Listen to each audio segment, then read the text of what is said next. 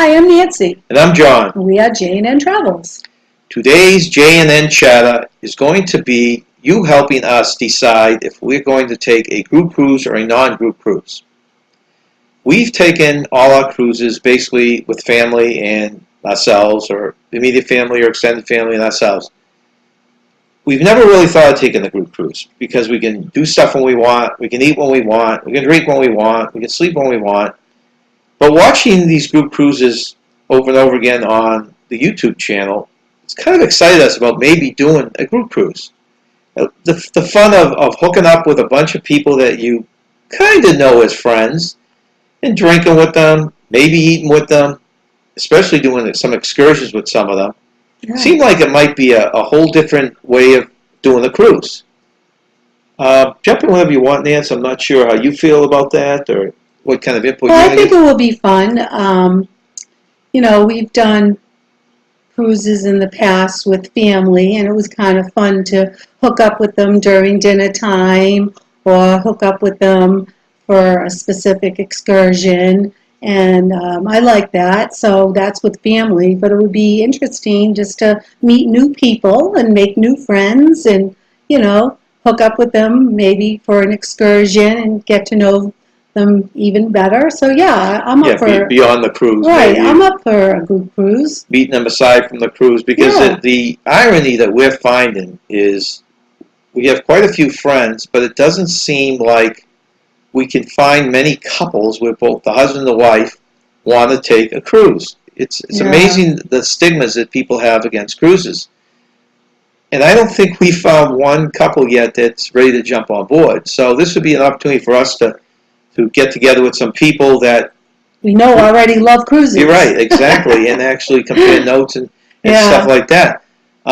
It's funny, I keep saying we've never been on a group cruise, but technically I planned a group cruise without knowing it. My second cruise was on a Carnival Cruise Line back in the day. We're talking 35 years ago. Yeah, I think it was in '87 you went on that Carnival cruise. Okay, and it probably was 87. And I got some family, some friends, and these are just siblings. And I got 16 of us, and we booked 8 cabins and went on the cruise. Now, little did I know that I was entitled to some perks by doing a group cruise.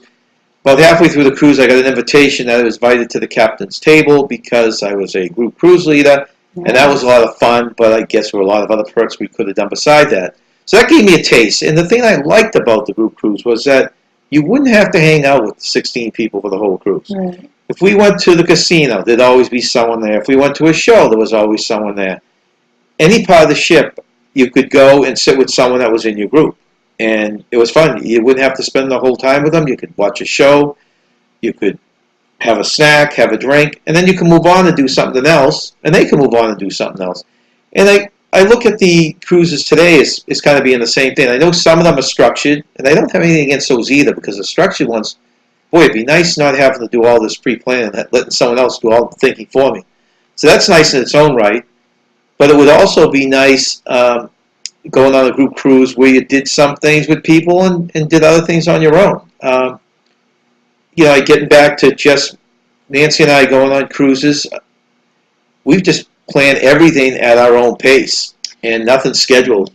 Yeah, when I went on my cruise in '87, it was a month before you, I went on the Carnival with my girlfriend, but we booked through Single World, so it was kind of like a group cruise. We met people right off the bat who were all single, and we had dinner with them, and we went on excursions with them.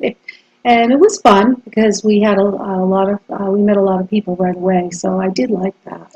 And that was probably what was considered group cruises back then. There wasn't, because there was no internet, there wasn't people getting online and making plans. It was basically you went through a paid organization. That's a good And I point. remember our group leader, Pat, she was wonderful, and she even took us to places like in St. Thomas, where we could get really good jewelry that was very reputable, that wouldn't overcharge us for something, and she knew all the right places to go, so she was great.